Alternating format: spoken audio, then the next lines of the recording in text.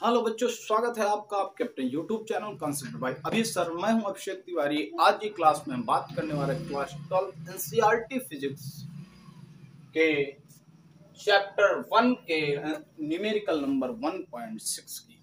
आपका video duration बहुत लंबी ना हो, इस वजह से हमने सबसे पहले ग्राफ फिगर इसका बना रखा है। तो देखते हैं क्वेश्चन क्या कहता है और हम इसकी प्रॉब्लम को, ऐसी प्रॉब्लम को कैसे सॉल्व करेंगे। बहुत ही अच्छा क्वेश्चन है, आपके एग्जामिनेशन की दृष्टि से बहुत ही अच्छे अच्छे कॉन्सेप्ट मिलने वाले हैं और आपके कंपटीशन एग्जाम की दृष्टि से भी बहुत ही अच्छा क्वेश्चन है। तो अगर ये वीडियो के कॉन्सेप्टों को ढंग से समझना है तो आप बिना स्किप के वीडियो को लास्ट तक बिल्कुल व्यवस्थित तरीके से देखें और अपनी कॉपी पर निकाल कर इसको लगाएं, ताकि आप सदैव इस क्वेश्चन के कॉन्सेप्ट को तैयार रखें।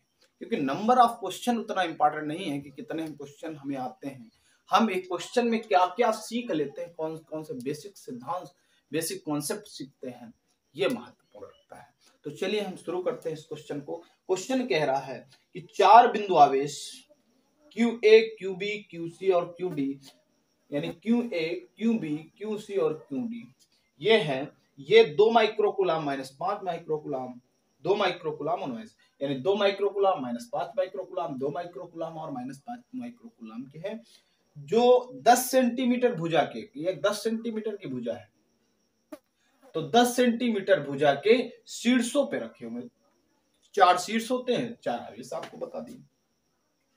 इसके बाद कह रहा है कि ABCD के कोने पर एक स्थित है, हाँ ठीक है, तो वर्ग के केंद्र पर, इस वर्ग के केंद्र पर एक Q आवेश है पॉइंट O पर, मैंने केंद्र को O मान लिया, जो पॉइंट O पर एक आवेश स्थित है Q बराबर 1 गुणे 10 की घात माइनस 6 की माइक्रोकुलाम है। तो अगर हम सब माइक्रोकुलाम की ही बात करें तो आपके जो माइक्रोकुलाम हैं इनको कुलाम में बदलने के लिए 10 की घात माइनस 6 से मल्टीप्लाई करेंगे, इस बात को ध्यान रखना। तो यानी कि अगर हम बात करें, थोड़ा सा यहाँ पे सॉल्व कर लिख भी लेते हैं, कोई दिक्कत वाली बात नहीं है। तो यहाँ पर अगर हम लिखेंगे QA बराबर QC है 2 गुणे 10 की घात माइनस 6 गुलाम हो जाएगा, क्योंकि माइक्रो गुलाम को गुलाम में बदलने के लिए हम 10 की घात माइनस 6 से गुणा करते हैं। इसी प्रकार से अगर हम QB बराबर होगा QD is equal to minus के 5 गुणे 10 की घात माइनस 6 गुलाम। और एक बात ध्यान रखना, कूलाम के नियम में हमेशा मैग्नीट्यूड रखा जाता है आवेश को, तो माइनस चिन्ह केवल दिशा के बताने के लिए ही है, इसलिए क्वेश्चन पे हम इसको नहीं रखेंगे, माइनस चिन्ह चाहिए। और क्यों आपका जो केंद्र पर आवेश है क्यों, ये दिया गया है 1 गुणे 10 की घात माइनस 6 कूलाम, क्योंकि एक माइक्रोकुलाम कभी भी आपसे माइक्रोकुलाम कहता है, या माइक्रो के साथ कुछ भी माइक्रोफैरेड कह देता है, तो फैरेड ग्राहिता होती है, आप माइक्रोफैरेड कह रहा है तो 10 की घात माइनस, यानी माइक्रो आया तो 10 की घात माइनस 6 से गुणा करना है आपको। इसके बाद हमसे आगे क्वेश्चन क्या कह रहा है, हाँ तो क्वेश्चन कह रहा है कि हमें इस पर लगने वाले बल का परिकलन कीजिए। तो चले हम करते हैं। तो इस पर देखो चार आवेश रखे हुए QA, QB, QC और QD, इन चारों आवेशों के कारण लगने वाले बल का परिकलन करना है, यानी इन चारों आवेशों के कारण लगने वाले बल बताइए और उसका परिणाम ही निकाल लीजिए। इसके कारण कुछ लगेगा, इसके कारण, इसके कारण, इसके, और टोटल आप परिणाम ही निकाल के बता सकते हैं इस पर कितना लगेंगे। तो इसको लगाने के लिए हम कूलाम के नियम पर अगर बात करें तो कूलाम का नियम होता है F is equal to 1/4 pi epsilon not Q1 Q2 upon R square. तो यहां पर अगर बात करें Q1 1/4 पाई एप्सिलॉन नॉट, तो 1/4 पाई एप्सिलॉन नॉट यहाँ तो कांस्टेंट है, कोई दिक्कत नहीं। Q1 की वैल्यू ये रख देंगे, Q2 की वैल्यू, हमें बीच की दूरी नहीं पता है R का मान, तो हम बीच की दूरी को R मान ही लेते हैं और उसके बाद हम R की वैल्यू फाइंड करेंगे। तो ध्यान से देखेंगे हम लोग कैसे R की वैल्यू फाइंड करने वाले हैं। तो यहां पर अगर हम बात करें तो जो विकर्ण होता है एक दूसरे वर्ग का, स्पेशली मैं और किसी की बात नहीं कर रहा हूं, यहाँ पे वर्ग है तो वर्ग की बात करूंगा। तो वर्ग का जो विकर्ण होता है वो एक दूसरे को समद्विभाजित करते हैं, यानी R इसको माना तो R ये भी होगा और R ये भी, R ये भी, चार के चारों विकर्ण, मतलब दोनों विकर्ण बराबर होते हैं, इनके अर्धक कर दोगे तो चार पार्ट्स बन जाते हैं, चार के चारों इक्वल होते हैं। और एक बात पता होगी आपको, वर्ग का जो भुजाएं हैं वो एक दूसरे को 90 डिग्री कोण पर काटती है, यानी इनके बीच आंतरिक कोण जितने भी होते हैं सब 90 डिग्री के होते हैं, तो ये 90 डिग्री। तो अगर ये एक क्या बनना है, समकोण त्रिभुज, रेक्टेंगल। तो अब इस समकोण त्रिभुज में से हम क्या निकालेंगे, R की वैल्यू। कैसे निकालेंगे, तो निकालने के लिए हमको पाइथागोरस प्रमेय बताई गई है, तो पाइथागोरस प्रमेय का यूज करके हम r की वैल्यू फाइंड करेंगे। तो यहाँ पर अगर हम बात करें तो 2r कर्ण का स्क्वायर बराबर लंब का स्क्वायर 10 का स्क्वायर गुणे प्लस आधार का स्क्वायर है 10 का स्क्वायर। तो यहां से 4r square is equal to 100 plus 100। यहां से अगर बात करें r square is equal to आ जाएगा 200/4 यानी कि 50 सेंटीमीटर स्क्वायर बन जाएगा, क्योंकि r स्क्वायर भी है। तो चलो ठीक, कोई बात नहीं। अगर कंफ्यूजन हो कि सर जी एरिया कहाँ रख दिए, तो एरिया नहीं है वो, हालांकि स्क्वायर रूट ऑफ 50, यानी कि हम इतना कह सकते हैं ये कितना हो जाएगा, √50 रहने दो, क्योंकि हम अभी वर्क करेंगे, r स्क्वायर की वैल्यू फाइंड करेंगे, तो फिर से वही बात आ जाएगी। तो चलो इतना ही रहने देते हैं। तो r इज इक्वल टू हम कह सकते हैं square root of 50 into centimetre को मीटर बदलने के 10⁻² मीटर। तो ये r की वैल्यू हमें मिल गई। अगर हमें r की वैल्यू मिल गई, हमें सारी ये वैल्यू दी हुई है, तो हमें निकालने की कोई दिक्कत नहीं है। तो सबसे पहले हम बात करेंगे Q1 के कारण, QA के कारण, QA के कारण Q पर लगने वाला बल।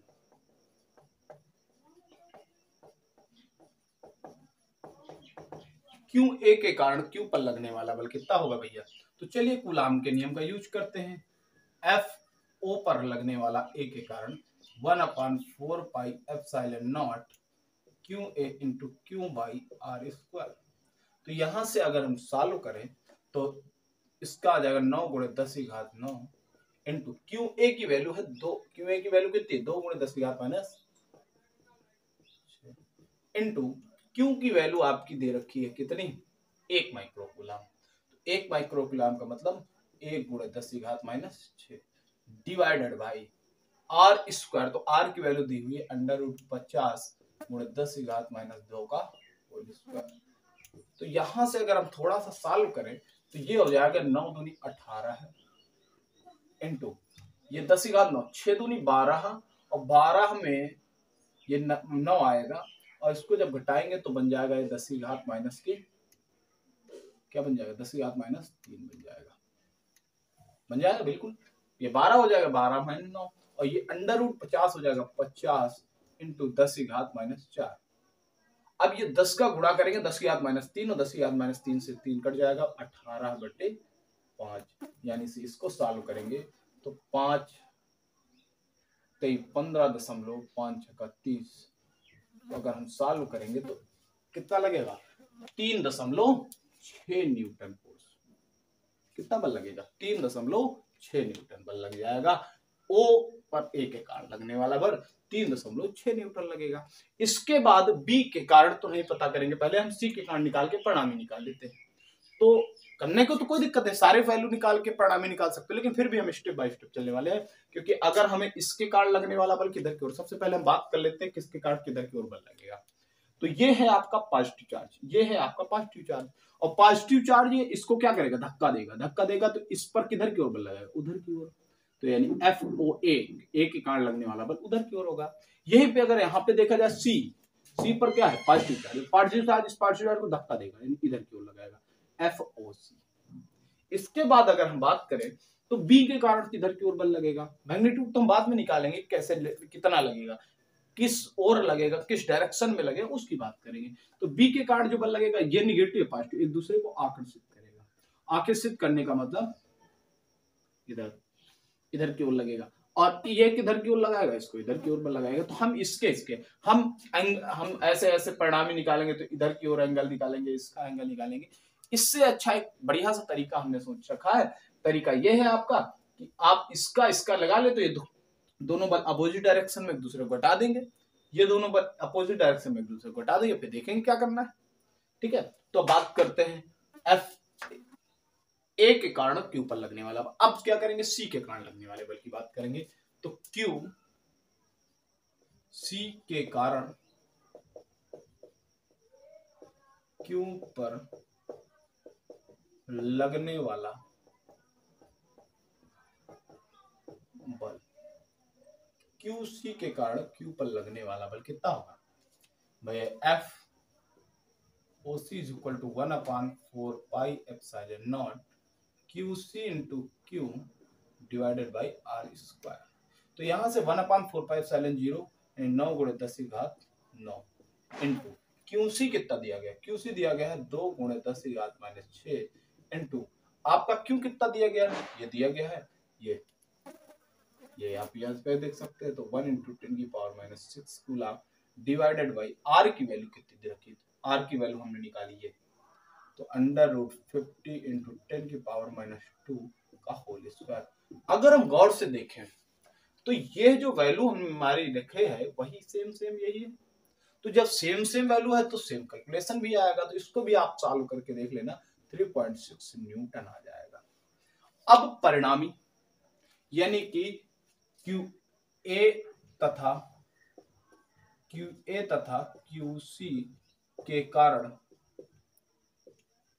Q पर लगने वाला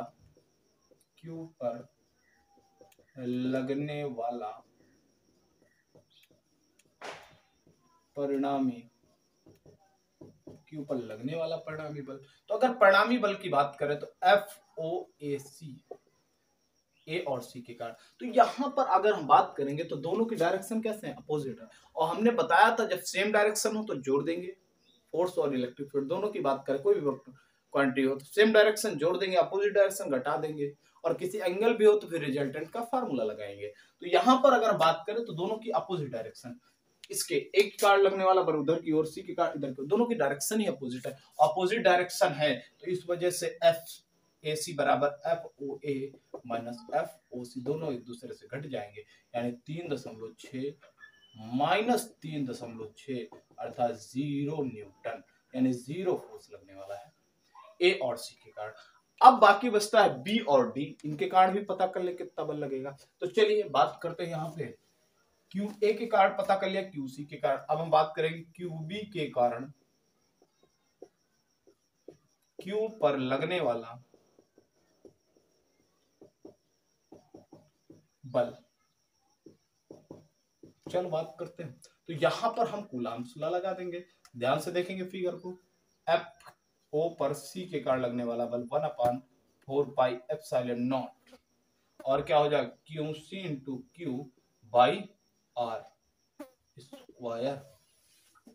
तो यहां से आ जाएगा 9 गुणे 10 की घात 9 इंटू QC कितना है, यहाँ पे QC आप पता करेंगे तो ये QC C के कारण नहीं, B के कारण हमें पता करना था। तो B के कारण लगने वाला बल, तो B ये लगेगा। तो QB कितना है, तो ये है 5 गुणे 10 की घात -6। और हमने एक बात बताई थी, क्या बात ये थी कि कभी भी हम बल या इलेक्ट्रिक फील्ड जो वेक्टर क्वांटिटियां हैं वहां पर की बात किया था, विभवांतर या फिर और किसी में की बात नहीं है, ये केवल इलेक्ट्रिक फील्ड और फोर्स की बात कर रहे हैं।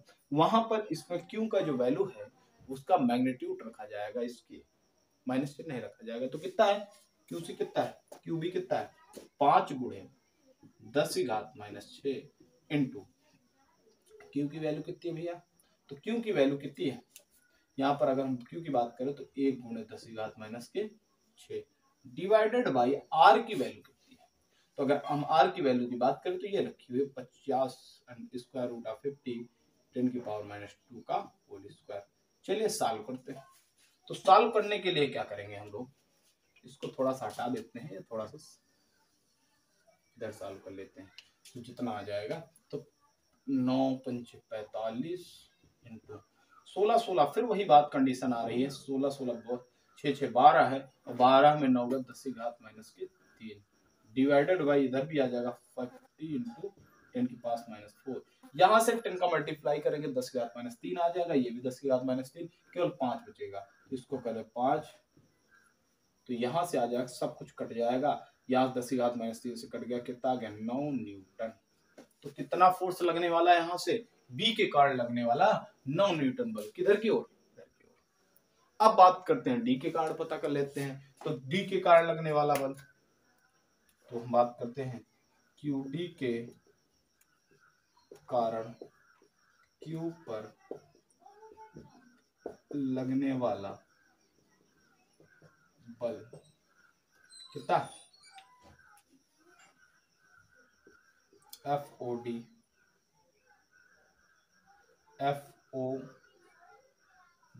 is equal to 1/4 pi epsilon naught QD into Q by R square. तो यहां से अगर बात करें 9 × 10⁹ इंटू QD की वैल्यू कितनी है, तो अगर हम QD की वैल्यू बात करें तो ये है आपकी 5 × 10⁻⁻6 इंटू Q की वैल्यू है 1 × 10⁻⁻6 डिवाइडेड बाई यहाँ पे √50 × 10⁻⁻2 का होल स्क्वायर। इसके आगे अगर हम बात करें तो ध्यान से देखेंगे, ये वही चीज लिखी हुई जो ये लिखी हुई, ध्यान से देखना। तो इसका भी सॉल्व करके हम 9 न्यूटन ही लाएंगे, बहुत टाइम वेस्ट नहीं करेंगे, ना ही वीडियो ड्यूरेशन को बढ़ाने का प्रयास करेंगे, क्योंकि वीडियो ड्यूरेशन बढ़ेगी आपका टाइम वेस्ट होगा, और बताना वही है जो यहाँ बताया गया था, सेम कैलकुलेशन। उसके बाद अगर हम बात करें QD, तो Q और B और D दोनों के कारण जो बल लग रहा है उसका परिणाम यहाँ पता करते हैं। तो QB तथा QD के कारण